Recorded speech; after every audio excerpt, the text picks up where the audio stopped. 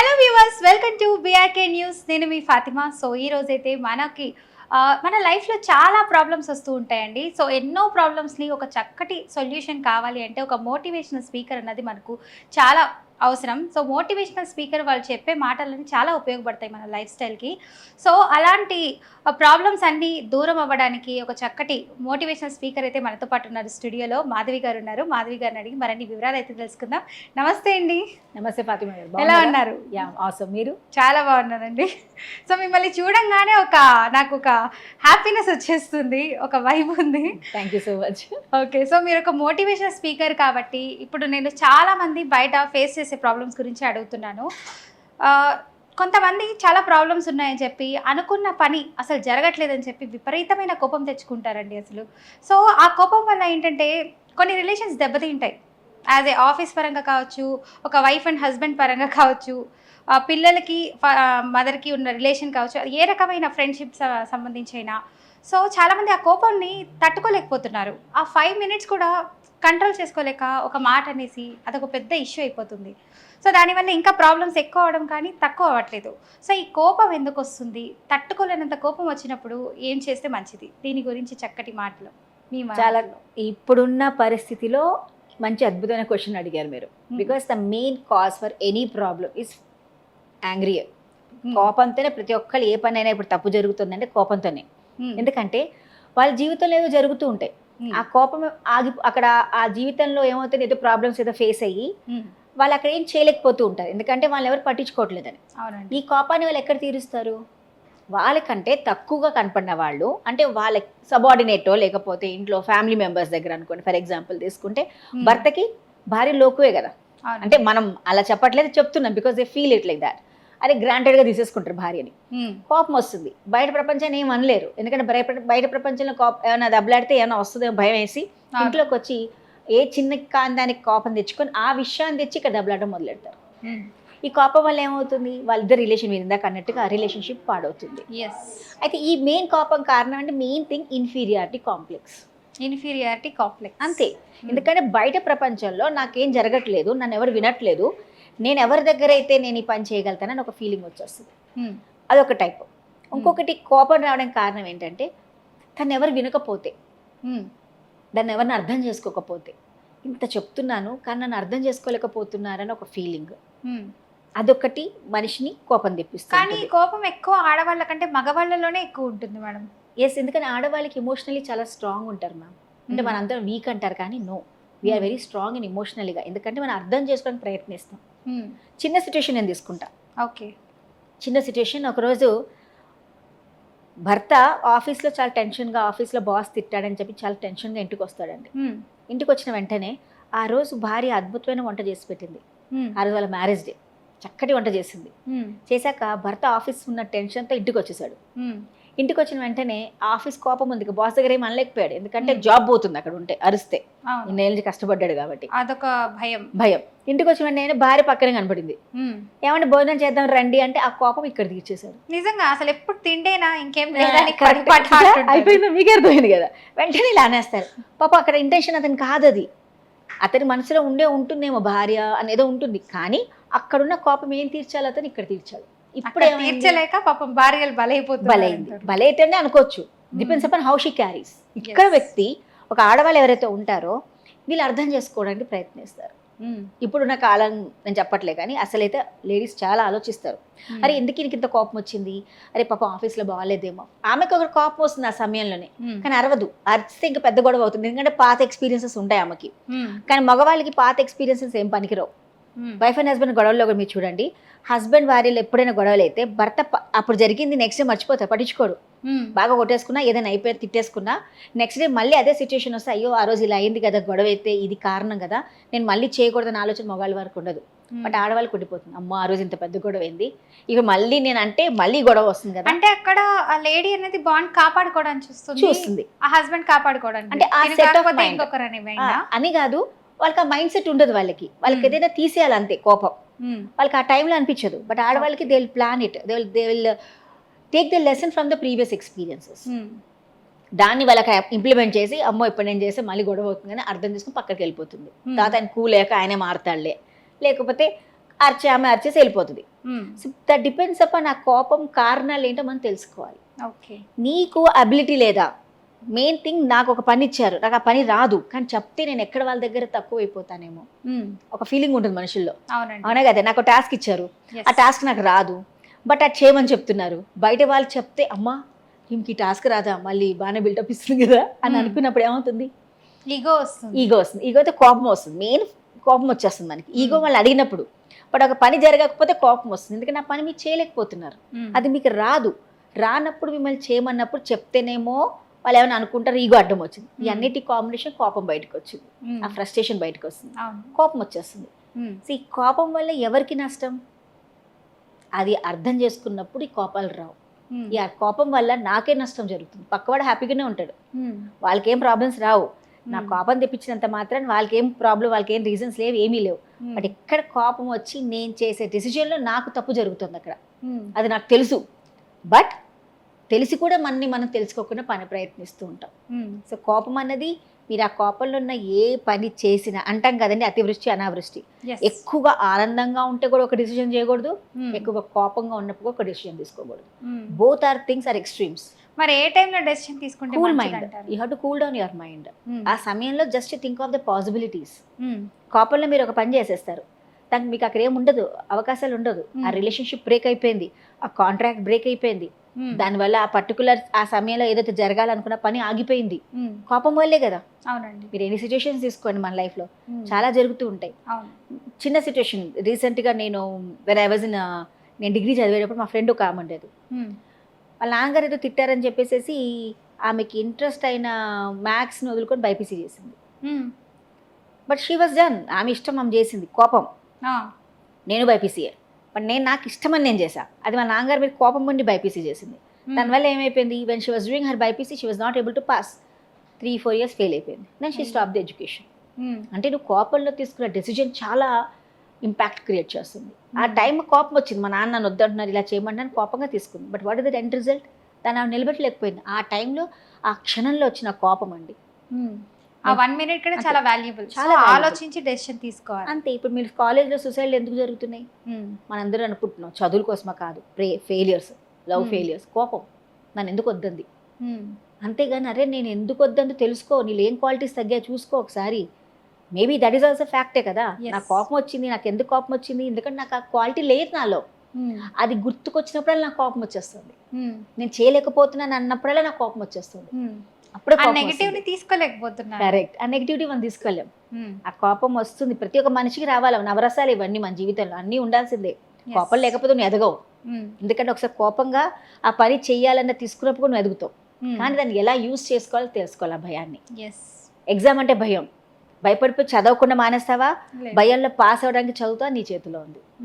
భయం అక్కడ భయమే కదా, కోపం కూడా వచ్చిందా, నాకు ఎందుకు రావట్లేదు, కోపం కూడా వస్తుంది. అంటే ఈ ఎన్ని థింగ్స్ మనం ఎలా తీసుకుంటాం అన్నది డిపెండ్. సో యాంగర్ మేనేజ్మెంట్ అనేది చాలా చాలా జాగ్రత్తగా చేయాల్సిన టాపిక్, సబ్జెక్ట్ అది. అది అర్థం చేసుకోవాల్సింది ఏంటంటే, ఎందుకు కోపం వస్తుంది నాలో, ఈ కోపానికి కారణాలు ఏంటి, దీనివల్ల నాకేం లాస్ అవుతుంది, నేను అంటే వాళ్ళకేం లాస్ అవుతుంది, నిజంగా ఇలా చేస్తే దీనివల్ల ఇద్దరికి మంచి జరుగుతుందా, ఎవరికి మంచి జరుగుతుంది, ఎవరికి చెడు జరుగుతుంది. ఎవరికి మంచి జరుగుతుంది తెలియదు నాకు, కానీ చెడు మాత్రం మనకు జరుగుతుంది. ఎందుకంటే ఆ ప్రాబ్లం నేనే ఫేస్ అవుతాను ఆ కోపం వచ్చాక, అది అవుతుంది. దాన్ని మనం మేనేజ్ చేసుకోవడానికి చాలా టెక్నిక్స్ ఉంటాయి, అది మనం ఫాలో అయ్యామనుకోండి గ్యారంటీ దీని నుంచి బయటకు రావచ్చు మనం. ఓకే మేడం, ఇప్పుడు నెక్స్ట్ ఏంటంటే చాలామంది వైఫ్ అండ్ హస్బెండ్ గొడవ పడుతూ ఉంటారు ఈగో వల్ల. ఆ ఈగో ఎందుకు వస్తుంది, ఈగో అన్నది లేకుండా చేయాలంటే ఎలా ఉంటే మంచిది అంటారు వైఫ్ అండ్ హస్బెండ్? మంచి క్వశ్చన్. నేను మీకు మ్యారేజ్ అయిందా, అతి కాలేదా? అయ్యో నేను క్వశ్చన్ వేస్తాను మీ ఇద్దరిలో. ఓకే అయితే ఓకే సరే, ఈ క్వశ్చన్ నేనే వెళ్తా. ఓకే, యాక్చువల్లీ వైఫ్ అండ్ హస్బెండ్లో ఈగోస్ ఎప్పుడు వస్తాయంటే, చాలా వరకు ఇది నాది ఇది నీది అంటేనే వస్తాయి. ఒక పని ఉంది, అందరూ ఏమంటారు, మీ ఇద్దరు ఉద్యోగాలు చేసుకుంటున్నారు, మీ ఇద్దరు కలిసి ఈ పర్టికులర్ రెస్పాన్సిబిలిటీ చేయాలి అని అంటారు. అవునండి. అన్న వెంటనే ఏమొస్తుందంటే, భార్య ఏమంటుందంటే, అమ్మా కరెక్టే కదా, అంటే ఈ వర్క్ ఆయనది, ఈ వర్క్ నాది కాదు, భర్త ఈ పని దాంది, ఈ పని నాది కాదు అని ఎవరు క్రియేట్ చేశారు అక్కడ? ఇంట్లో వాళ్ళే చేస్తారు, క్రియేషన్ చేస్తారు. మన అంటారు కానీ వైఫ్ అండ్ హస్బెండ్ విడిపోవడానికి మెయిన్ కారణాలు, మెయిన్ థింగ్ వాళ్ళు ఎదిగిన వాతావరణం, వాళ్ళు ఎలాంటి ఫ్యామిలీ నుంచి బయటకు వస్తున్నారు అనేది ఎండ్ ప్రొడక్ట్ అండి. ఒక అమ్మాయి మనం ఇప్పుడు మా జనరేషన్, మా పేరెంట్స్ జనరేషన్, ఆ ముందు జనరేషన్లో కూడా లేడీస్ ఉద్యోగం చేసిన వాళ్ళు ఉన్నారు, కష్టపడిన వాళ్ళు ఉన్నారు, ఇద్దరు కలిసి జాబ్ చేయకుండా ఇంట్లోని చక్కగా చూసుకున్న వాళ్ళు ఉన్నారు.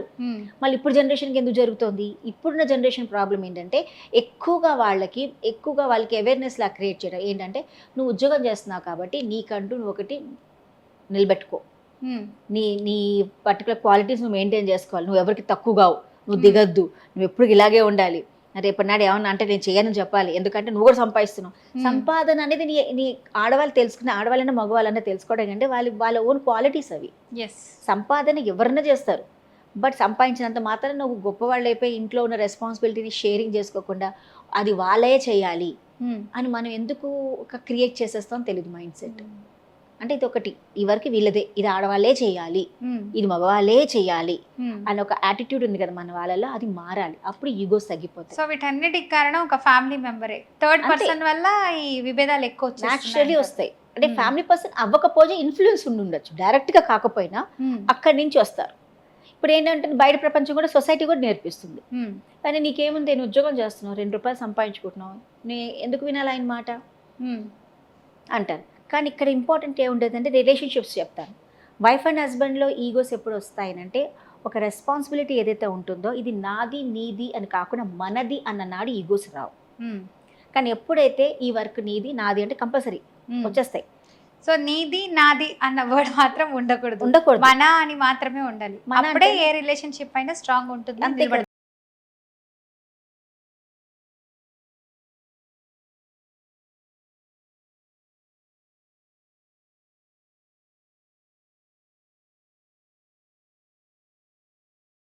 ఒక భావం బాగుంటుందో అప్పుడు ఆ న్యాచురల్ ఒక ఈగో ఫ్యాక్టర్ వచ్చేస్తుంది బాడీలోకి. అవునండి. ఎందుకంటే ఇది నేనే చేస్తున్నా, నా వల్లే జరుగుతుంది, నేను చేస్తే ఇంత బాగా డెవలప్ అవుతుంది అన్న ఒక ఫ్యాక్టర్ మైండ్కి ఎక్కిందంటే, ఆ అహం ఒక్కసారి ఎక్కిందంటే, అహం అంటాం కదా మనం, మనిషి దిగలేడు. ఆ అహం దిగాలి అంటే ఫస్ట్ ఆఫ్ ఆల్ ఇది నాది నీది కాదురా బాబు, ఇద్దరం కలిస్తేనే పని అవుతుంది. ఎందుకంటే నీ చేసే డ్యూటీ నేను చేసే డ్యూటీలో ఇద్దరికి సమాన అధికారాలే ఉన్నాయి, సమానంగానే చేస్తేనే ఇది పైకి వస్తుంది అన్న ఫీలింగ్ భార్యాభర్తలో ఉన్ననాడు ఏ ఫ్యామిలీ అయినా హ్యాపీగా ఉంటుంది, ఈగోస్ తగ్గుతాయి. బట్ నేను అంటాను సెల్ఫ్ రెస్పెక్ట్ ఈజ్ ఇంపార్టెంట్. చాలా మంది ఈగోస్ సెల్ఫ్ రెస్పెక్ట్ కూడా పోతుంది కదా మేడం అని అడుగుతారు. సెల్ఫ్ రెస్పెక్ట్ అంటే ఏంటి? ఫర్ ఎగ్జాంపుల్ ఈగో ఏంటి? ఇది ఈ హస్బెండ్ ఓ రోజు భార్యకు ఒంట్లో బాగాలేదు, చాలా జ్వరంగా ఉంది, పాప 102 జ్వరంగా ఉంది, ఆ రోజు పనమ్మాయి రాలేదు, ఈ పని నా భార్యది, గిన్నెలతో పని నా భార్యది, అది ఆవిడే చేయాలి, నేను ఎందుకు చేయాలన్నది ఈగో. అవునా? అవును.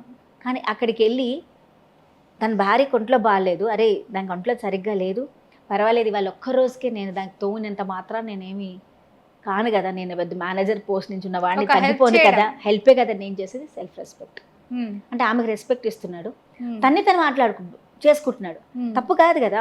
అంటే మనం ఒక పని చేసే పని తగ్గట్టుగా మనం దాన్ని ఎలా తీసుకుంటున్నాం అన్నది మన రెస్పెక్ట్ మీద ఉంటుంది. తను ఈగోగా తీసుకుంటే వదిలేసుకుంటావు, అది సెల్ఫ్ రెస్పెక్ట్గా అనుకుంటే నువ్వు చేస్తావు. అంటే ఎక్కడ నువ్వు తగ్గాలా నువ్వు తెలుసుకోవాలి.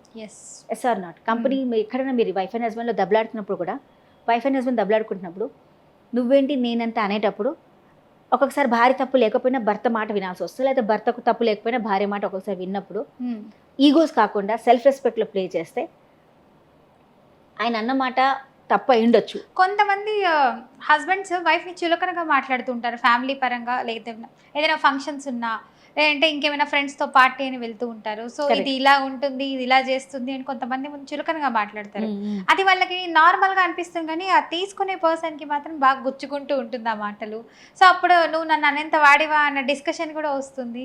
సో అప్పుడు కూడా ఆ అమ్మాయి సెల్ఫ్ రెస్పెక్ట్ మీద కొట్టినట్టే కదా మేడం. కరెక్టే, మీరు చెప్పిన మాట, ఆమె సెల్ఫ్ రెస్పెక్ట్ మీద కొట్టిన మాటే అది. నువ్వు ఇది ఇంత అలాగే అని అంటున్నా అన్నంత మాత్రం ఒకసారి నేర్చుకోండి, తప్పేముంది. ఆయన అన్నప్పుడు నువ్వు ప్రూవ్ చేసిన వాడే నమ్మరు. ఓకే, అక్కడ నువ్వు దాన్ని టేక్ ఇట్ ఈజీ, వదిలేయటమే. ఆ వ్యక్తి ఎప్పుడు ఇలాగే అంటాడని అనేసి వదిలేసావనుకో నీకేం హర్ట్ అవ్వదు. అంటే అలాంటి సిచ్యువేషన్ లో ఇంకొక ఫ్రెండ్ ఏంటి మీ ఆయన ఇలా మాట్లాడుతున్నారు, కొంతమంది ఇలాంటి కాంట్రవర్సీలు కూడా వచ్చేస్తుంది కదా. అప్పుడు ఆవిడకి అర్థమవుతుంది కదా, నా సెల్ఫ్ రెస్పెక్ట్ పోతుంది, ఒక పర్సన్ వచ్చి నన్ను క్వశ్చన్ వేస్తారా అన్న ఈగో ఎక్కువ వస్తుంది కదండి. అదే చెప్పాను, ఒక పర్సన్ వచ్చి నేను అడగాలనేది ఈగో వచ్చింది. ఇది ఈమె తీసుకోవాలా అక్కర్లేదు, ఆమె సెల్ఫ్ రెస్పెక్ట్. ఇప్పుడు ఆమె వచ్చి నాకు చెప్పింది మీ ఆయన చూసి అందరం తక్కువ చేస్తున్నాడని, అది మీ డ్యూటీ, మీ చేతుల్లో ఉంది, అది తీసుకోవాలా అక్కర్లేదా. తీసుకుంటే నీకు ఈగో స్టార్ట్ అవుతాయి, కోపాలు కొంతమంది double ఇప్పుడు అవుతాయి. ఆ థర్డ్ పర్సన్ వచ్చి నీ గురించి ఇలా అంటున్నారంటే ముందు వీళ్ళకి పడతాయి ఆ. మాటలతో, తర్వాత తన సంగతి చెప్తారు. అందుకనే అన్న థర్డ్ పర్సన్ ఈజ్ ఇన్వాల్వ్మెంట్ ఎక్కువ ఉంటేనే మనకి ఇలాంటి ప్రాబ్లమ్స్ వస్తాయి. కొంతమంది భార్యలకి ఫీల్ ఉంటుంది కదా, అరే ఇలా ఉన్నప్పుడు ఎందుకు express. మాట్లాడారు నా గురించి అని చెప్పి ఎక్స్ప్రెస్ చేయలేరు కదా. అది మళ్ళీ చెప్పారే, మీరే ఆన్సర్ చెప్పారు. ఎందుకు ఎక్స్ప్రెస్ చేయలేకపోతున్నాం అండి? తప్పు మనలోనే పెట్టుకొని ఆయన అంటున్నారంటే ఆయన అంటున్నాడు అనుకోండి, అక్కడ చెప్పండి అందరి ముందు, మాట్లాడలేమా? భయమా? మాట్లాడితే మళ్ళీ వీళ్ళని అంటే చూసారా నిజం చెప్పానా గయ్యాలి అన్నట్టు మాట్లాడతారు కదా. సో అలాంటి సిచ్యువేషన్స్ అదే చెప్తున్నాయి, ప్రపంచంలో మనం మన కోసం బతకము, పక్క వాళ్ళు ఏమనుకుంటారా అనే ఫీలింగ్ లో ఉండిపోతాం. ఇప్పుడు మీరు అన్న మాట మీరే అనండి, ఈమెయిల్ నేను చూసాను, నేను ఇలా అన్నానంటే నన్ను గయ్యాలి అని అనుకుంటారేమో అని మీరు అనుకుంటున్నారు, వాళ్ళు అనుకున్నారో లేదో కానీ నాకు అది తెలియదు. నిజంగా నేను ఇట్లా చెప్పాను నిజాయితీ నాది అని ప్రూవ్ ఆ చేసుకోలేకపోతే టైం చెప్పాలి, నిజంగా జరిగిందా, నవ్వుతూ మాట్లాడాలి. ఇప్పుడు ఆయన జరిగింది ఆ సిచ్యువేషన్, ఇంటికి వెళ్ళి ఆయనతో మాట్లాడాలి, కమ్యూనికేట్ అయితే చేయాలి. మీరు అన్నప్పుడల్లా నాకు బాధ కలుగుతుందండి, బట్ నేనేం అనుకోవట్లేదు, because I have to respect you. మీరు నా రెస్పెక్ట్ని మీరు అలా అన్నప్పుడే నాకు బాధ కలుగుతుంది నలుగురిలో అన్నప్పుడు.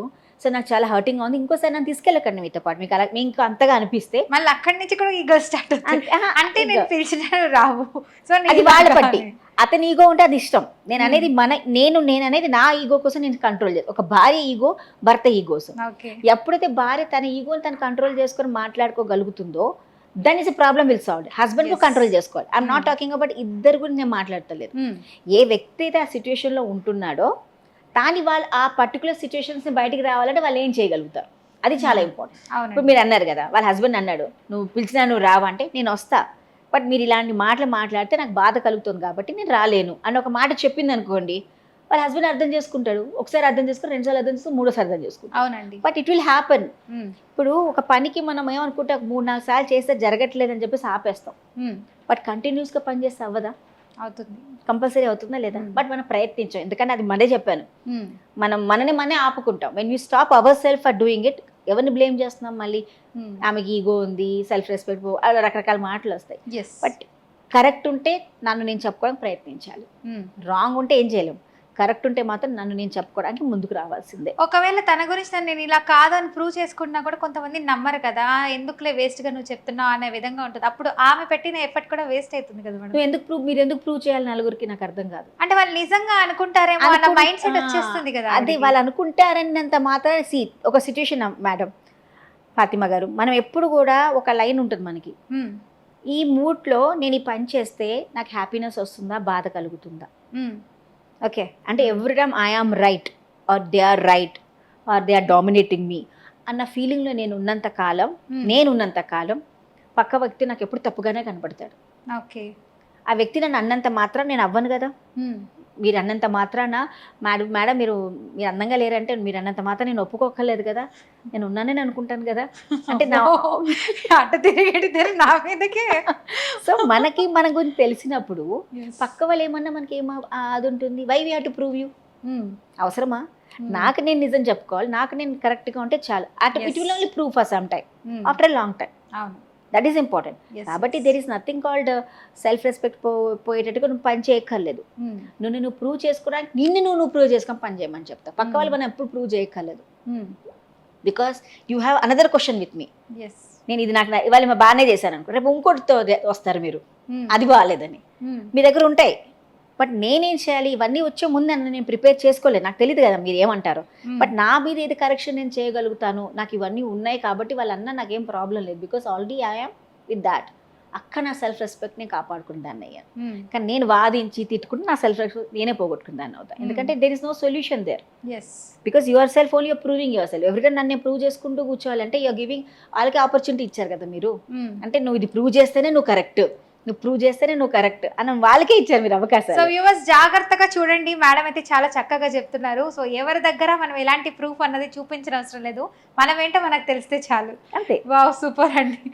ఓకే మేడం, ఇంకా చాలా మంది అయితే కొంతమంది లేడీస్ కావచ్చు, జెంట్స్ కావచ్చు, జాబ్లో కొంతమంది జాయిన్ అవుతారు ఒక ఆర్గనైజేషన్లో. కొంతమంది 1 year చేసుకోవాలి జాబ్ ఎలాగైనా అనుకుంటారు, బట్ లాస్ట్కి 3 monthsకి వదిలేయడము, లేదంటే 6 months చేసి నెక్స్ట్ 6 months వేరే జాబ్కి వెళ్ళడం చేస్తుంటారు. లేదంటే ఒక ఇయర్లోనే 4-5 jobs మారుతారు వాళ్ళు.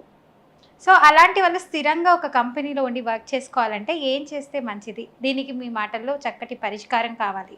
ఇది ఒక్కొక్క వ్యక్తి బట్టి ఉంటుంది మ్యామ్. అంటే ఇదే రైట్ సొల్యూషన్ అని చెప్పను, ఎందుకంటే ఆ వ్యక్తి ఎలాంటి దాంట్లో ఉన్నాడో మనం తెలుసుకోవాలి. ఇప్పుడు ఇది టు బి ఫ్రాంక్, ప్రతిసారి మనం కంపెనీ మారుతున్నామా, జాబులు మారుతున్నామా అంటే మేబీ నాలో problem, I'm not able to adjust with the people.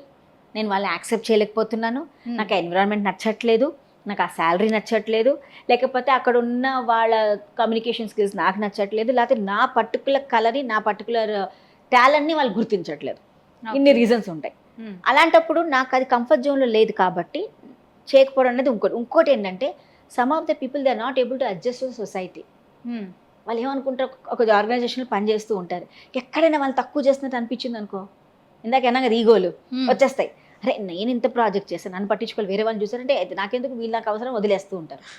ఆ మైండ్ సెట్ వాళ్ళు ఎక్కడ అడ్జస్ట్ కాలేదు. అంటే కొంతమంది నేను చూసిన నా ఫ్రెండ్స్లో కూడా, అరే నా కష్టాన్ని గుర్తించట్లేదు, నేను ఇంత 3 months నుంచి కష్టపడి చేసిన ప్రాజెక్ట్కి కూడా విలువ లేకుండా పోయింది, నేను అలాంటప్పుడు నేను ఎందుకు వర్క్ చేయాలి అనేంత మైండ్ వస్తుంది వాళ్ళకి. దీనికి ఒక చిన్న కథ చెప్పుకుందాం మన ఇద్దరం. చెప్పొచ్చు కదా. ఒక అబ్బాయి, ఒక 10th క్లాస్ పిల్లోడు, 10th క్లాస్ పిల్లోడికి వాళ్ళ ఇంట్లో ప్రాబ్లమ్స్ చాలా ఉంటే, వాడు ఏం చేయాలంటే, ఏం చేస్తే బాగుంటుందంటే, వాళ్ళ ఇంటి పక్కన ఒక టైప్ రైటర్ షాప్ ఉండేదంట. ఈ టైప్ రైటింగ్ నేర్చుకున్నానంటే నా కొంచెం డబ్బులు సంపాదించుకోవచ్చు, ఏదైనా ఎక్కడ ఆఫీస్లో ఎలాగో నాకు ఇంటర్ అయ్యాక మంచి అకౌంటెంట్ జాబ్ ఏదో దొరుకుతుంది అని 10th క్లాస్ జాయిన్ అయ్యాడు. ఇలా పక్కన ఇంటర్ కాబట్టి ఇంటర్ చేసుకుంటూ టైప్ రైటింగ్ నేర్చుకున్నాడు. వాడు మైండ్ ఫోకస్ అంతా ఏంటి, అకౌంటెంట్ అవ్వాలని అనుకున్నాడు. అకౌంటెంట్ జాబ్ తీసుకున్నాడు, మొత్తానికి టైప్ రైటింగ్ అయిపోయింది, మంచి మంచి హైయర్లో పాస్ అయ్యాడు. తర్వాత పక్కనున్న జిల్లాలలో కంపెనీస్లో పెడితే అకౌంటెంట్ పోస్ట్ పోతే జాబ్ రాలేదు అబ్బాయికి. ఇంత టైప్ పెట్టాను కదా, నాకు ఎందుకు రావట్లేదు అని అనుకుంటే ఇంకో కంపెనీలో అకౌంటెంట్గా జాబ్ వచ్చింది. బట్ ఈలోగా అతనికి పీజీ సీట్ వచ్చింది. సో పీజీ చేసేసాక ఈ జాబ్ రావచ్చులే అనుకొని అక్కడికి వెళ్ళి అడిగాక, నువ్వు పీజీ చేస్తున్నావు కదా, ఈ జాబ్ వేరే వాళ్ళకి ఇస్తామంటే ఇచ్చేసుకోమని చెప్పారు. ఈ అబ్బాయి పీజీలో జాయిన్ అయిపోయాడు. ఈ అబ్బాయి డిగ్రీ అయిపోయింది, sir not PG, degree join అయ్యాడు. డిగ్రీ అయిపోయిన వెంటనే మళ్ళీ వచ్చి అడిగాడు, వాడు బీటెక్ అయిపోయింది, వచ్చి అడిగాక సరే ఇంకా వేకెన్సీ ఉంది 3 years అయ్యాక కూడా, ఆ కంపెనీ తెలిసిన కంపెనీ కాబట్టి. బట్ దాంట్లో దూరేటప్పుడు వాడికి ఒక ఐడియా వచ్చింది, నేను ఈ బీటెక్ చేసి కూడా నేను ఇక్కడే ఎందుకు ఉండాలి, నేను ఎందుకు ఇట్లా ఫీల్డ్లో వెళ్ళకూడదు అని ఒక ఆలోచన వచ్చింది అబ్బాయికి. అయితే ఆ జాబ్కి వాళ్ళు చెప్పారు, నేను ఇలా చూస్తున్నాను, నేను ఎంటెక్ చేద్దాం అనుకుంటున్నాను, ఎంటెక్ అయ్యాక నేను వేరే ఫీల్డ్కి వెళ్ళిపోతాను, సో నాకు ఇది యూజ్ ఉండదు అని చెప్పాడు. వాళ్ళు అదే అన్నారు, నువ్వు చేసే చదువుకి ఇది యూజ్ కాకపోవచ్చు కదరా, ఎందుకు నువ్వు దీన్ని ట్రై చేస్తున్నావు, వాళ్ళ ఫ్రెండ్స్ కూడా అన్నారు. కానీ వాడికి ఏమనిపించింది, ఏమో ఇప్పుడున్న దాంట్లో నాకు జాబ్ వస్తాయో లేవో, అకౌంటెంట్గా నేను నా లైఫ్, నాకు కావాల్సిన జీతం వస్తుంది, నా చదువు ఇది, నేను ఇది చేస్తే చాలా అన్న ఫీలింగ్లో ఉండేవాడు అప్పుడు. వాడు అదే మైండ్ సెట్లో ఉన్నాడు.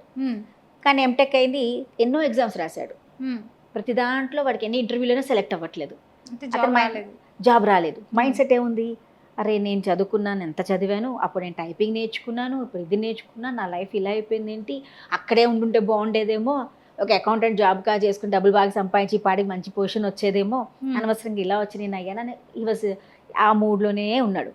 కొన్ని రోజులేక 3 to 4 గవర్నమెంట్ జాబ్స్ వచ్చేవాడికి ఒక్కసారి కదా రాసే వరకు. ఇప్పుడు చూడండి, ఆ వ్యక్తి అదే రోజు అక్కడే ఇంటర్లోనే 10thలోనే ఆగిపోయో, లేకపోతే ఇంటర్ అయిపోయినాక అక్కడే ఆగిపోయి ఉంటే, ఈ బీటెక్లో బయటకు రాకపోతే టైపిస్ట్గానే అక్కడ ఉండిపోయేవాడు. ఈ పీజీలో కూడా వాడు అదే ఆలోచనలో ఉన్నాడు, నేను ఎందుకు చదివాను ఈ పీజీ, నాకు రావట్లేదు కదా, ఇన్ని ఇంటర్వ్యూస్ అయితే అటెండ్ కావట్లేదు కదా, నేను అక్కడ నేర్చుకున్నది. ఇప్పుడు ఏమైంది, ఆ పిల్లోడు వెంటనే ఈ గాట్ ఏ కంపెనీ, ఒక టైప్ రైటర్గా అతను నేర్చుకున్న విద్య కంప్యూటర్ దాంట్లో వాళ్ళ కంపెనీలో వాడు చేసేటప్పుడు, he was the first person to fight any content in a very fast way. So A project ఇచ్చినా అద్భుతంగా చేసేసేవాడు, బికాస్ ఈ got a wonderful skill of type writing. So ఏదైనా కంటెంట్ ఇచ్చినా, మ్యాటర్ ఇచ్చినా, కోడ్స్ ఇచ్చినా ఫటాఫటా చేసేవాడు. సో ఎలా జరిగింది అది అంటే, he has implemented that knowledge here. అంటే మన లైఫ్లో కూడా ఏదైతే మనం వద్దనుకుంటామో, పక్కన పెట్టేస్తామో, ఇది మనకి ఏది యూజ్ కాదని అంటాం, ఏదో ఒక రకంగా రూపంలో మళ్ళీ మనకి అది యూజ్ అవుతుంది, వస్తుంది. సో అది మనం ఏం చేసుకుంటాం, దాన్ని మనం ఆ జాబ్, అదే నేను అన్నాను, ఈ జాబ్ వదిలేసాను, ఆ జాబ్ వదిలేసానని కాదు, నీకు ఆ పర్టికులర్ టాలెంట్ ఉంటే, నీకు సెట్ అయిపోయావు అనుకోండి, నీకు ఆ కంపెనీలో నువ్వు వర్క్ చేస్తున్నావు, ఆ కంపెనీ తగ్గట్టుగా నీకు చక్కగా యూజ్ అవుతుంది, అది నువ్వు ఉంటావు, నీకు సెట్ అవ్వదని మారిపోతావు. తప్పు ఎవరి దాంట్లో, ఈ అబ్బాయి తప్పు అంటారా, కంపెనీ తప్పు అంటారా మీరు? ఈ అబ్బాయిదే తప్పు. ఈ అబ్బాయి అవ్వచ్చు, అవ్వకపోవచ్చు, బికాజ్ నాకు అక్కడ వర్క్ నచ్చట్లేదు, నాకు ఉన్న క్యాపబిలిటీ ఇది, నాకు ఇచ్చే జాబ్ నచ్చట్లేదు, so I wanted to shift it, I want to enhance my knowledge. కాబట్టి ఆ టైప్ వదిలేసేసి ఎన్హాన్స్ చేసుకున్నాడు తన నాలెడ్జ్, వేరే కంపెనీలో ఆప్ట్ చేశాడు, అక్కడ దొరకట్లేదు అంటే నాకు వచ్చిన వరకు అబ్బాయి కష్టపడి తప్పులేదు కదా. సో ఎప్పుడు రెగ్యులర్గా మారడం కూడా తప్పేం కాదు, కానీ మారేది ఎందుకు మారుతున్నావా అన్నది నీకు తెలుసుకోవాలి. నువ్వు సెల్ఫ్ అనాలిసిస్ కంపల్సరీ చేసుకోవాలి. మెయిన్ గా ఈ అవగాహన అనేది ఎవరిలో లేదండి. అవగాహన లేకపోతే అందుకే చాలా ఒక problem. ఇయర్ లో 3-4 కంపెనీస్ మారుతున్నారు. సో చిన్న ఇగోకి పోయి సరే నేను ఇంత చేసినా వాల్యూ లేదు కదా, వేరే వాళ్ళకి దక్కుతుంది రెస్పెక్ట్ అని చెప్పి ఆ మోటివ్ లో Mindset. వెళ్ళిపోతున్నారు. పీపుల్ ఏమైపోయారంటే అమ్మా, తను చేసిన పని మీద తనకి నమ్మకం లేక పక్క వాళ్ళు ఎవరైనా మెచ్చుకుంటే అబ్బా రైట్ అయితే నా పనికి వాల్యూ ఉంది ఉమ్, అన్న స్కోప్లో బతుకుతున్నావు. అది రాంగ్. ఉమ్, నువ్వు ఇచ్చే పర్సన్ 100% ఇస్తున్నావు లేదా తెలుసుకో. ఉమ్, నువ్వు చేయకుండా నేను ఎందుకు అప్రిషియేషన్స్ వస్తాయి నీకు? నువ్వు పని చేయకపోతే నీకు అప్రిషియేషన్ రాకూడదు కదా. ఉమ్, నువ్వు 3 నెలలు పెట్టావు, బట్ ఆ టైంలో నువ్వు ఎక్కడ మిస్ అవుతుందో చూసుకోవాలి కదా. ఆ 3 నెలలు నేను మంచి కష్టపడ్డా, నేను ఎంత కష్టపడ్డా ఇంత కష్టపడ్డా, బట్ ఆ టైంలో ప్రజెంట్ చేసేటప్పుడు నీ దగ్గర ప్రజెంటేషన్ స్కిల్స్ లేవు. Um, you have to work on that. yes. నేను చాలామంది చూస్తాను బాగా మంచి మెటీరియల్ తయారు చేస్తారు, బట్ వెళ్ళి వాళ్ళ బాస్ దగ్గర చెప్పాలంటే భయం, because they don't know the language. పక్కన ఫాతిమా ప్లీజ్ నేను చేయలేకపోయా మీరు చెప్పండి అంటే మీరు వెళ్ళి మాట్లాడతారు. అబ్బా ఫాతిమా సూపర్ మాట్లాడారమ్మా అని మీకు ఇస్తారు పోస్ట్. ఉమ్, ఇప్పుడు తప్పు ఎవరిది? తనదే. నాకు ఆ ఫైల్ ఇవ్వడం ఇచ్చారు. అది చూసుకొని నేను అది చెప్పాను ఇప్పుడు కాబట్టి. తప్పే ఉంది పాపం. సో ఇంత పాపం తన లక్ నేను తీసేసుకున్నాను. మీరు తీసుకున్నారు అంటే మీ తప్పు లేదు, ఆవిడ తప్పు లేదు అక్కడ. ఉమ్, వాళ్ళకి కావాల్సింది మీరు ఏం చేస్తున్నారు, ప్రజెంటేషన్ కావాలి వాళ్ళకి. అంటే ఈ గ్యాప్ స్కిల్ వాళ్ళు డెవలప్ చేసుకోవాలి, కానీ వాళ్ళ స్కిల్ డెవలప్ చేసుకోకపోతే తప్పు వాళ్ళదే కదా. అవునండి. కాబట్టి ఒక జాబ్ మనం మారుతున్నాము అంటే మేబీ అతనికి కంఫర్టబుల్ లేదని చెప్పాను, కంఫర్టబుల్గా లేదు, నాలెడ్జబుల్గా లేదు, కానీ వాళ్ళకి ఇచ్చే స్కోప్ లేదు. కాబట్టి వాడు మారినంత మాత్రం తప్పు కాదు అది. బట్ మారేటప్పుడు ఎందుకు మారుతున్నాడు, దేనికి మారుతున్నాడో అప్పుడు ఆ క్లారిటీతో మారితేనే వాడికి ఆ కన్సిస్టెన్సీ ఉంటుంది, పెరుగుతుంది. Next time level of knowledge పెరుగుతుంది, లెవెల్ ఆఫ్ స్కిల్ పెరుగుతుంది ఇంకో చోటికి వెళ్తే. కానీ ఊరికే మారుకుంటూ వెళ్ళి ఒకటే కాన్సెప్ట్ మీద వెళ్తుంటే నువ్వు లైఫ్ లాంగ్ మారవు. మైండ్ సెటే మారట్లేదు కదా. నేను చేసే పట్టించుకోవట్లేదు, నేను వాళ్ళతో మాట్లాడలేకపోతాను, బయటికి వెళ్ళక ఎంతో మందితో మాట్లాడాలి. కాబట్టి నాలో స్కిల్ ఏం తగ్గుతోంది, నాలో నేను ఏం మార్చుకోవాలి, self analysis and self realisation చేసుకోవాలి. మనల్ని మనం క్వశ్చన్ చేసుకొని ఆ సిచ్యువేషన్ తగ్గట్టు మనం ఎలా బిహేవ్ చేయాలి, సో ఇవి ఇక్కడ డెవలప్ చేసుకుంటే సో మనం ఏ కంపెనీ అయినా స్థిరంగా ఉండొచ్చు. స్థిరంగా ఉంటాం. ఈగో అన్నది మెయిన్ మానేస్తే వాడెవరో పొగుడుతారని మనం అసలు తీసుకోకూడదు. సో మనం ఏంటో మనకు తెలుసు, 100% ఎఫెక్ట్ మన నుంచి మనం పెట్టాలి, వండర్ఫుల్. అప్పుడే మనం సక్సీడ్ అవుతాం అంటారు. దట్స్ ఇట్, అంతే. వావ్, సూపర్ మ్యామ్, చాలా వండర్ఫుల్ గా చెప్పారు అసలు. Thank you. సో ఇంకొకటి ఏంటంటే మేడం, కొంతమంది ఏదైనా వర్క్ స్టార్ట్ చేసే ముందు ఫెయిల్యూర్స్ అనేది ఎదురవుతూ ఉంటాయి. సో దాన్ని కూడా వాళ్ళు తీసుకోలేక కొంతమంది సూసైడ్స్కి కూడా పాల్పడుతూ ఉంటారు. ఇంకొంతమంది నన్ను ఇలా అంటారా అని చెప్పి వాళ్ళని ఏదో ఒకటి చేయాలన్న క్రిమినల్ మైండ్ వస్తుంది. Okay, good. సో ఇదంతా ఎందుకు ఇలా జరుగుతుంది? సో ఏదైనా అడుగడుగున ఇప్పుడు 10th క్లాస్ చదువుతూ ఉంటారు, సో వాళ్ళు ఫెయిల్ అయ్యారు, మళ్ళీ రాస్తారు, మళ్ళీ ఫెయిల్ అయ్యారు, అలా 3-4 టైమ్స్ ఫెయిల్ అవుతున్నారు. ఏదైనా జాబ్ చేద్దాం అనుకుంటారు, లవ్ చేస్తారు, ఒక అమ్మాయితో 10-20 మందికి వెళ్తారు, సో అక్కడ కూడా ఫెయిల్ అవుతారు. సో నాకే ఎందుకు ఇలా జరుగుతుంది అని చెప్పి కొంతమంది అంటున్నారు. సో దీనికి ఒక చక్కటి పరిష్కారం చెప్పండి. కొన్ని ప్రశ్నలు ఎలా ఉంటాయి చెప్పాలా మ్యామ్? పరిష్కారాలు అంటాం కానీ ఆ సొల్యూషన్ నాకు బాగుండొచ్చు, పక్కవాడికి బాగుండకపోవచ్చు. Okay, but one thing is that a failure అయినా నువ్వు ఎప్పటికీ నువ్వు ఫెయిలియర్గా ఆలోచిస్తే ఫెయిలియర్గానే అనిపిస్తుంది. But if you learn something from that failure, అది నీ నెక్స్ట్ లెవెల్ ఆఫ్ గ్రోత్కి బాగా యూజ్ అవుతుంది. చిన్న ఎగ్జాంపుల్, ఇప్పుడు నేను ఒక I wanted to become MBA చేసి నేను మంచి HR పొజిషన్లో నాకు ఉండాలి, నేను వెళ్దాం అనుకున్నా, చేయాలని అనుకున్నా. ఆ టైంలో బట్ బికాస్ ఆఫ్ నా ఫ్యామిలీ కిడ్స్ వల్ల నేను ఆ జాబ్ వద్దనుకున్నా, నాకు కుదరలేకపోయింది. అది నేను చాలా కొన్ని అనుకున్నాను, అయ్యి నేను ఎందుకు MBA చేశాక నేను HR చేయలేకపోతున్నాను ఏంటి అని ఫీలింగ్లో నాకు చాలా బాధ అనిపించింది. వేరే వాళ్ళు నాతో ఫ్రెండ్స్ ఉండేవాళ్ళు, వాళ్ళు బాగానే చేసుకుని వాళ్ళు బాగానే జాబ్ చేస్తున్నారు, బట్ నా సినారియో వేరే, వాళ్ళది వేరే. వాళ్ళకి ఇంకా మ్యారేజ్ అవ్వలేదు, మ్యారేజ్ 2 years 3 years అయింది, నాకు ఆల్రెడీ మ్యారేజ్ అయిపోయి 10 years అయిపోయింది అప్పటికే. సో నాకేమనిపించింది అంటే నాకెందుకు జరుగుతుంది అంటే ఇలాగే జరుగుతుంది, ఎందుకంటే నేను అదే అనుకుంటున్నాను కాబట్టి. So when I think where have to work for my self, నేను ఏం చేస్తే బాగుంటుందని అనుకుని దెన్ ఐ థాట్ ఇది నా స్కోప్ కాదేమో, ఇది నా స్కోప్ ఆఫ్ ఏరియా కాదు, నేను డెవలప్ అవ్వాలని ఒక ఆలోచన వస్తే, బట్ అది చేయలేకపోయానన్న చిన్న ఫీలింగ్ అనేది ఉంటుంది. చంపుతూ కానీ నువ్వు దాన్ని చెయ్యాలన్న తపన నీకు ఉండాలి కదా. అది నేను అంటే ఆ టైంలో ఆ స్పాన్లో ఫెయిలియర్ అయితే నువ్వు ఫెయిలియర్గానే ఆగిపోతావు. But after that I became family counselling చేస్తున్నా, చాలా రకరకాల కౌన్సిలింగ్ చేస్తున్నా. ఆ రోజు అక్కడే ఉంటే నేను అక్కడే ఆగిపోయేదాన్ని నేను. ఇప్పుడు నేను ఇంత స్కోప్లోకి వచ్చేదాన్ని కాదేమో. అంటే నా ఫెయిలియర్ నేను ఒక గ్రోత్గా నేను వాడుకుంటే every time I think in my mind. మీరు అడిగిన వెంటనే ఎందుకు వచ్చిందంటే ఆ పాయింట్ ఆఫ్ వ్యూలో ఆలోచన నాకు ఏదైతే ఆగిపోయిందో దాన్ని నేను అక్కడే ఆపుకోవాలా, ఇంకా పెంచుకోవాలని ఆలోచించాను. అది అక్కడే రోజు కూర్చొని ఉంటే రోజు ఇదే బాధ, అవునా లేదా? But I have to grow myself. అంటే నేను I'm not talking about my cases, so many people are. నిజంగా మేడం చాలా మంది ఇంటర్వ్యూస్కి వెళ్తూ ఉంటారు. సో 10-15 కంపెనీల వరకు రిజెక్ట్ అవుతూనే ఉంటారు. నా ఫ్రెండ్ అయితే ఒక పర్సన్ ఉన్నారు. సో నాతో పాటు చాలా ఇంటర్వ్యూస్ అటెండ్ అయ్యి ఉన్నారు. సో నాకు వచ్చింది. తర్వాత నేను కొన్ని సిచ్యువేషన్స్ వల్ల నాకు నచ్చిన ప్యాషన్ మీద చేద్దామని సో నేను ఇలా యాంకరింగ్లోకి వచ్చేసాను. తను లాస్ట్ ఇంకా రైలు పట్టాల దగ్గర ఆగి లాస్ట్ కాలేజ్ చచ్చిపోతున్నాను, నాకు జాబ్ రాలేదు మా ఇంట్లో వాళ్ళకి చెప్పి. నేను షాక్. 1, 2, 15కి ఓడిపోతే ఎలాగా, ఇంకా చేస్తూ ఉంటే ఎందులో నాలెడ్జ్ ఉందో దాంట్లో ట్రై చేయి, నువ్వు దీనికి ఇంత ఫెయిల్యూర్ అయితే ఎలా అంటే లేదు అని చెప్పి ఇంకా లాస్ట్ మినిట్ వేరే వాళ్ళు వచ్చి ఇంకా కాపాడతారని.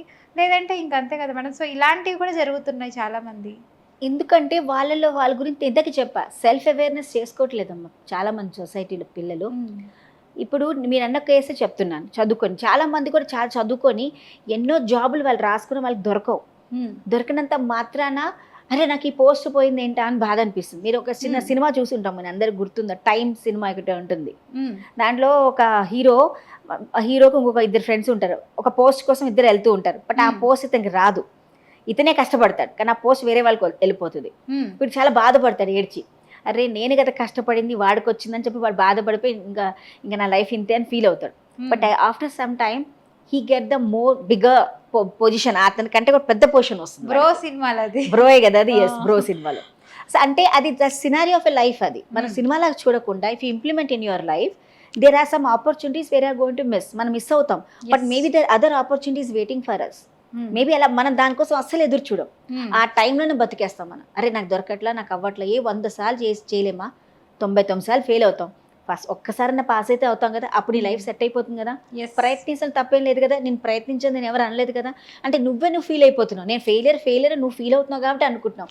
సొసైటీలో అంటారు అన్నంత మాత్రం నువ్వు తీసుకోవాలా? కానీ ఆ సొసైటీ కానీ ఇంట్లో వాళ్ళు కానీ చెప్పే మాటలకి వాళ్ళకి ఆ టైంలో వాళ్ళు ఏం చదువుకున్నారు వాళ్ళు? నేను అన్నీ చదువుకుని ఏం లాభం అంటాను నేను. అది ఇంతకాలం నువ్వు బతికే ఇలా ఉన్నారు, ఒక్క ఎంకరేజ్మెంట్ కూడా రావట్లేదు. నువ్వు ఇచ్చుకో అంటే నేను తీసుకెళ్ళి వాళ్ళ చేతిలో పెట్టేస్తాను నేను. మీరు మెచ్చుకుంటే మెచ్చుకోండి, తిట్టే తిట్టండి, మీరు ఏదన్నా నేను పడతా అన్న నువ్వు వాళ్ళకి ఇచ్చేస్తే నువ్వు అలాగే ఉంటావు. నీకేమొచ్చో తెలీదు, నువ్వు చేయగలుగుతావు. నువ్వు ఇప్పుడు మ్యాథ్స్లో ఫర్ ఎగ్జాంపుల్ 10th క్లాస్ పిల్లాడు ఫెయిల్ అయ్యాడు. ఎందుకు ఫెయిల్ అయ్యాడు తెలుసుకోవాలి. వాడు చదువు వీక్ వాడు. వాళ్ళు అన్నంత మాత్రం వాడు బాధపడిపోవడం కాదు కదా. వాడు చదువు రాకపోతే ఫెయిల్ అవ్వాలి, వాడు లేకపోతే వాళ్ళకి క్లాసెస్ మిస్ అయినాయా, ఆరోగ్యం బాగాలేదా, తను అనాలిసిస్ చేసుకొని చెప్పకపోయినంత కాలం అలాగే ఉంటుంది ప్రపంచం. చెప్పాలి కదా, రీజన్స్ ఇవ్వకూడదు, దానికి ఎక్స్ప్లెనేషన్స్ ఉండాలి. అసలు ఎందుకు వాడు చేయలేకపోతున్నాడు అది అడిగే ఓపిక తండ్రికి లేదు, చెప్పే ఓపిక పిల్లలకి లేదు. చనిపోతే హ్యాపీ అనుకుంటున్నారు, కానీ ఇన్నేళ్ళు కష్టపడ్డ జీవితం ఏం చేశారు స్ట్రగుల్ వాళ్ళకి. There is no use. లాస్ట్లో ఏమొస్తుంది న్యూస్ పేపర్లో, చచ్చిపోయాడనే వస్తుంది.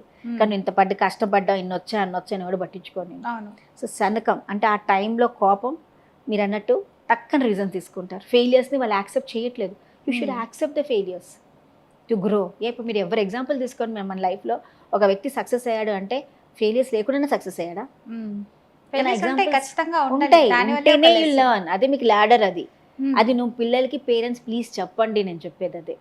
ఎక్స్పెక్టేషన్స్ పెరిగిపోయినాయి పేరెంట్స్కి. నా కొడుకును తీసుకెళ్తారు, అటు స్పోర్ట్స్లో వేసేస్తారు, మ్యూజిక్లో వేస్తారు, చదువులో వేసేస్తారు, ఇటు వేసేస్తారు. అన్నిట్లో ఫస్ట్ రావాలంటే వాడు మనిషా మషీనా? నేర్చుకోమని చెప్పండి. అక్కడ నువ్వు దీంట్లో ఎలా ఉంటే ఏం నేర్చుకుంటున్నావు, దీంట్లో ఉంటే ఏం నేర్చుకుంటున్నావు, నీ లైఫ్లో నువ్వు ఎలా ఇంప్లిమెంట్ చేస్తావు చెప్పాలి తప్ప వర్డ్ కంటే నువ్వు ఫస్టే రావాలి. అది మార్చండి. మైండ్ సెట్ వచ్చేస్తున్నారు. చదువులో కూడా నేర్చుకోరా, ఎంజాయ్ చేయరా క్లాసులు, నీ కాన్సెప్ట్ నేర్చుకోమని చెప్పాలి. కానీ ఎందుకు మేడం అన్ని చోట ఈ ఒక్కసారి ర్యాంక్ వచ్చిందంటే వేస్తారు, పబ్లిష్ చేస్తారు. నా పిల్లలు బాగా చదువుతారు, వాళ్ళు పట్టుకొని పొద్దు నుంచి రాత్రి వరకు జైల్లో పడేసినట్టు చదువు చదివిస్తారు. ఏం చేద్దాం అనుకుంటున్నారు వాళ్ళని, పిల్లల్ని? మానసికంగా కూడా చాలా క్రియేటివిటీ ఫ్లాప్, మొత్తం క్రియేటివిటీ పోతుంది వాళ్ళకి. వాళ్ళు చక్కగా చదువుకున్న పిల్లలు, బాగా ఆలోచించే పిల్లలు, మన క్రియేటివిటీ తగ్గితేనే ఏం చేయలేం. బయటకు వచ్చే ప్రొడక్ట్స్ అంతే ముద్రలే, వాళ్ళందరూ ముద్రలాగే పనిచేస్తారు. ఒకప్పుడు ఆటలు ఇలాంటివన్నీ ఉండేవి, ఇప్పుడు ఆటలు కూడా ఏం లేదు అసలు. క్రియేటివిటీ పెంచండి పిల్లల్లో, అప్పుడు వాళ్ళు ఎన్నైనా అద్భుతాలు చేస్తారు. ఇప్పుడు మనకి ఇవన్నీ రావడానికి కారణం క్రియేటివిటీ వల్లే కదా వచ్చింది. Subject knowledge is nil, but they have created creativity in the subject knowledge. అప్పుడు మనం పైకి వచ్చాం. సో ఫెయిలియర్స్ని మీరు ఒక సక్సెస్గా కాకుండా failure stepping stone for success లాగా మీరు వాడుకుంటే లైఫ్లో సక్సెస్ అవుతాం. లెర్న్ ఫ్రమ్ యువర్ ఫెయిలియర్స్ ప్రతి ఒక్కరికి ఉంటాయండి. ఒక్కసారి ఏ పని రాదు మనకి. బట్ పక్కన ఉన్న వాళ్ళు కూడా రిక్వెస్ట్, నువ్వేం చేయలేకపోయినా వాళ్ళు మెచ్చుకోవడానికి, తిట్టే బదులు మెచ్చుకోలేకపోయినా ఏం మాట్లాడకండి అసలు. నీకు మెచ్చుకోవడం కూడా రాకపోతే కూడా వదిలేయచ్చు. కాబట్టి బట్ పీపుల్ షుడ్ నో వాళ్ళ స్ట్రెంగ్త్ నేర్చుకుంటే ఏదైనా చేయగలుగుతారు మేడం, అంతే. మేడం ఇంకా చాలా మంది అయితే బద్ధకం ఎక్కువైపోతూ ఉంటుంది. సో ఇప్పుడు ఆ టీ గ్లాస్ తీసుకొని అక్కడ పెట్టు అంటే 5 మినిట్స్ 10 మినిట్స్ తర్వాత ఇంకా గ్లాస్ అక్కడే ఉంటుంది. అది నెక్స్ట్ డే కూడా వెళ్ళొచ్చేసిన తర్వాత కూడా అది అక్కడే ఉంటుంది, అదే స్టేబుల్ పొజిషన్ మీద. ఒక మాట అంటే అరిస్తే అప్పుడు తీసుకెళ్తారు, లేదంటే అది కూడా లేదు. సో ఇప్పుడు ఈ పని ఇప్పుడు చేసేయాలి, ఈ గంటలో నాకు ఇది కావాలి ఫైన్ అంటే చేస్తా. 2 మినిట్స్ 3 మినిట్స్ ఇంకా అది ఆ 3 మినిట్స్ 5 మినిట్స్ ఒక ఇయర్ కూడా అయిపోయి వచ్చేస్తుంది అప్పటికి. సో ఇలా ఎందుకు చేస్తున్నా, ఈ బద్ధకం పోవాలంటే ఏం చేస్తే మంచిది అంటారు? సో దీనికి కూడా ఒక చక్కటి సొల్యూషన్ ఇవ్వండి. చాలా మంది ఈ ప్రాబ్లంతో బాధపడుతున్నారు, ఫేస్ చేస్తున్నారు. Correct, so answer. టీ తాగరా పెట్టండి కదా అని చెప్పి మమ్మీ చెప్తే తాగి అక్కడే ఉంటుంది, కానీ తీసి పెట్టు అంటే అసలు ఆ మాటే లేదు. అసలు గోడకు చెప్పినా ఒకటే, నీకు చెప్పినా ఒకటే అంటారు. సో రకరకాల సామెతలతో తిడుతూ ఉంటారు, అయినా బుద్ధి రాదు. సో సోమరితనం లేకుండా పోవాలంటే ఏం చేయాలి? సోమరితనం పోకుండా ఉండకూడదు అని లేజినెస్ పోవాలంటే ఫస్ట్ ఆఫ్ ఆల్ మీరు అదే మీరు ఇంట్లో మీ అమ్మగారు వంట చేసినప్పుడు మీరు ఎప్పుడైనా వంట చేశారు? మీ అమ్మతో పాటు చేస్తారు కదా, చేస్తాను. అంటే మీ అమ్మగారు వంట చేయండి అంటే చేసేసారా? లేదు, మా మమ్మీ చేస్తున్నప్పుడు నేను చేస్తాను, వెళ్ళి చేసేదాన్ని. అవునా? అంటే మీ అమ్మగారు చేస్తుంటే మీరు చేశారు, అవునా? టీ కప్పు పెట్టండి అన్నారు, మీరు పెట్టారా? పెట్టుకోపోయి ఉండొచ్చు. నేను పెట్టా. మీరు పెట్టారా? మీ పిల్లలు విని పెట్టట్లేదా? పిల్లలు లేరు. నేను మిమ్మల్ని అంటలేదు, ఉన్న వాళ్ళు పేరెంట్స్ గా ఎవరైనా పేరెంట్స్ గానీ తండ్రి అక్కడే కూర్చుంటాడు, పిల్లోడు అక్కడే కూర్చుంటాడు, తల్లి టీ తెచ్చిస్తుంది, తాగుతుంది, ఆ కప్పు ఆడే లోపల పెట్టేసి వస్తుంది. అది వాడు గమనిస్తాడు, మనం అనుకుంటాం వాడు గమనించట్లేదని, గమనిస్తాడు. నెక్స్ట్ డే ఏమంటాడు? వాడు చూసి ఆ నాన్నకు తీసి పెట్టా కదా, ఇప్పుడు నువ్వు తీసి పెట్టా అంటాడు. అయిపోయి ఇప్పుడు నువ్వేం చేస్తావు అంటే, నేను ఇందాక మీ ఆన్సర్ ఎందుకు అడిగాను, మనం చేస్తుంటే పిల్లలు చూసి నేర్చుకుంటారు, చెప్తే ఎవరు నేర్చుకోరు. ఓకే, సో మార్పు మనలో ఉండాలంటున్నారు మేడం గారు. అంతే. నేను పెట్టి ఆ కాఫీ టీ కప్ తీసుకొని నేను సింకులో వేసి వస్తే తల్లో తండ్రో నానమ్మో ఆ తాతగారు అమ్మమ్మలో, నేను నా హస్బెండ్ కి ఇచ్చే రెస్పెక్ట్ అని మదర్ అంటున్నా, అది రాంగ్ అంటున్నా. నీకు పిల్లలకు నువ్వు నేర్పించాలంటే మేరీగా ఉన్నప్పుడు చేయండి. బికాస్ పేరెంట్స్ దగ్గర నుంచి పిల్లలు నేర్చుకుంటారు మేడం, ఎప్పుడైనా అంతే. మన పేరెంట్స్ దగ్గర నేర్చుకున్నాం, అవునా కదా? మన కల్చర్ కూడా ఫాలో అవుతుంది. ఏదైనా మన పద్ధతులు చేస్తున్నామంటే మనకు రాలా, మన పేరెంట్స్ చూసి మనం ఫాలో అయ్యాం. కాబట్టి అది ఇంపార్టెంట్. అక్కడ నేను పిల్లలకి అదే జరుగుతుంది, నేను చేయనప్పుడు పిల్లలు ఎలా చేస్తారు? ఇంకోటి దెర్ ఆర్ 3 మనం లైఫ్లో సక్సెస్ అవ్వాలంటే 3 థింగ్స్ ఇంపార్టెంట్: రెస్పాన్సిబిలిటీ, తర్వాత యాక్షన్ ప్లాన్, తర్వాత మనం చేసే పని తగ్గట్టుగా ప్లానింగ్ ఉందా లేదా. These 3 things are very much important. అంటే ఇప్పుడు మీరు అన్న టీ గుప్పు నేను తీసుకుంటా, ఈ టీ కప్ నేను లోపల పెట్టాలి అన్నప్పుడు ఆ రెస్పాన్సిబిలిటీ అబ్బాయికి నేర్పిస్తారా, చెప్తే చేయిస్తారా? నేర్పించాలి కదా. అంటే అది నేను చేసినాడు, ఇది తన రెస్పాన్సిబిలిటీగా తను క్రియేట్ చేయాలి, అది నేను చేస్తేనే వాళ్ళకి వస్తుంది. నేను 2-3 సార్లు పెట్టాక మూడోసారి అయ్యో అమ్మ పెట్టకూడదు, ఇది నా రెస్పాన్సిబిలిటీ, నేను తాగిన కప్పు నేను పెట్టాలని చెప్పి మీరు చెప్పకుండా కూడా వాళ్ళు రెస్పాన్సిబిలిటీ అనే భావన పిల్లాడికి కానీ అమ్మాయికి కానీ ఫాదర్ కానీ కలిగించాలి. అప్పుడు వస్తుంది ఇది నాది, నేను ప్లానింగ్, ఓకే రెస్పాన్సిబిలిటీ ఉంది, దీని తగ్గట్టు నేను ఈ పని చేయాలి, దీనికి ప్రాపర్ ప్లానింగ్ ఉండాలి. ఈ 3 ఎప్పుడైతే మనం కల్టివేట్ చేస్తామో ఎవరిలోనైనా, దెన్ ఓన్లీ ద రీజన్. మీరు చేసి మన వంట మీ అమ్మగారితో అదే, ఎందుకంటే మీ అమ్మగారు చేస్తే మీకు ఒక రెస్పాన్సిబిలిటీ అనిపించింది, రేపు నాడు మా అమ్మకి సహాయం చేయాలంటే ఓపిక లేకపోయినా నేను చేయాలి, నేను నేర్చుకోవాలి, ఇది నా ప్లాన్ అనుకున్నారా లేదా? అవునండి. కాబట్టి మీరు వంట చేశారు. ఆ రెస్పాన్సిబిలిటీ మీకు లేకపోతే నాకేముంది అమ్మ లేకపోతే స్విగ్గీ ఉంది ఆర్డర్ పెట్టుకుంటా అన్న ఫీలింగ్లో మీరు ఉన్నారనుకోండి, ఆ పని మనం చేయం. అంటే ఏ వర్క్ అయినా మీరు చేయాలంటే ఆ 3 థింగ్స్ పిల్లలకు నేర్పించాలి. అది they learn only by action, చెప్తే ఎవ్వరు నేర్చుకోరు. కొంతమంది బుక్ ఓపెన్ చేసి చదువురా ఎగ్జామ్స్ కదరా అంటుంటే ఓపెన్ చేస్తారు, దిస్ అని చెప్పి మెల్లగా చదువుతారు, అసలు దాని మీద ఇంట్రెస్టే ఉండదు, తర్వాత చదువుతాలని పక్కన పెట్టేస్తారు. మళ్ళీ మదర్ వస్తున్నారంటే మళ్ళీ బుక్ ఓపెన్, మళ్ళీ ఇలా వెళ్ళారు అంటే మళ్ళీ బుక్ క్లోజ్ పడుకుంటారు. ఇది ఎందుకండి? అంటే ఇది కూడా రెస్పాన్సిబిలిటీ అంటే ఉండాలి కంపల్సరీ. వాడికి ఆ రెస్పాన్సిబిలిటీ ఉంటే వాడే చదువుకుంటాడు, రానివ్వండి వాడికి. ఇప్పుడు చదువుకొని పైకెచ్చేయాలా వాడు? ఇప్పుడు ఏం చేయాలి? ఐఐటీ చదవాలా, ట్రిపుల్ కొట్టాలా?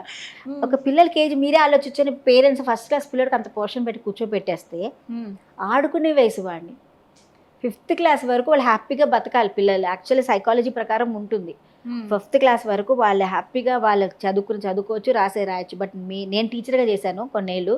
3rd క్లాస్ పిల్లకి ఒక హాఫ్ పేజ్ ఆన్సర్ ఒకటి ఉండేది. వాళ్ళ అమ్మగారు ఎలా చదివించేవారంటే, అది రాకపోతే ఇంకా రేపన్నాడు ఐఐటీలో సీటే రాదేమో అమ్మాయికి అన్న చదివించేవారు. పిల్లకి అంత ప్రెషర్, ఇంకా వేరేది యాక్టివిటీస్ లేవు, ఎప్పుడు ఆన్సర్లే. అంటే మీ పిల్లలు ఎలా ఎదుగుతారు? ఇప్పుడు వాడికి ఇంట్రెస్ట్ లేదు అంటే కారణం ఏంటంటే మదర్ పక్కన కూర్చోదు, అంటే నేను అన్న తప్పు కాదు, మదర్ పక్కనే కూర్చుంటే చదువుకోవడం కూడా తప్పు హ్యాబిటే. బట్ తల్లి ఒక పుస్తకం తీసి చదువుకోవచ్చుగా. తల్లిని చూసి అరే మమ్మీ అమ్మ చదువుతుంది కదా, చదవాలి అని నేను చదువుతాను దా ది ఏదో తప్పు, అమ్మ తప్పు చదువుతున్నావు మమ్మీ నువ్వు, ఇది ఇలా చదవకూడదు అని వాడే కరెక్ట్ చేస్తాను మిమ్మల్ని. కానీ మనం ఏం చేస్తాం, ఒరే చదువుకోరా టీవీ ఆన్ చేసి కూర్చుంటా. నేను చాలా మంది గమనిస్తున్నాను, అది తప్పంటలా. పిల్లోడికి మీరు ఆలోచించండి, నీవే ఇంత పెద్దదానివై 5 minutes బ్రేక్ దొరికితే టీవీ చూడాలని అనిపించినప్పుడు వాడు పొద్దున్న నుంచి స్కూల్కి వెళ్ళి అక్కడ గడబడ పడుకొని ఇంటికి 5ంటికి వస్తే మళ్ళీ హోంవర్క్స్ అని చేయించి మళ్ళీ పుస్తకం తీసి చదివిస్తే వాడికంటూ లైఫ్ లేదా? మేడం మీరు డైవర్ట్ చేస్తున్నారు, సపోర్టింగ్ టు పిల్లలు. ష్యూర్, నేను సపోర్ట్ చేయట్లా, ఎక్కడ కరెక్ట్ నేను చెప్తున్నా.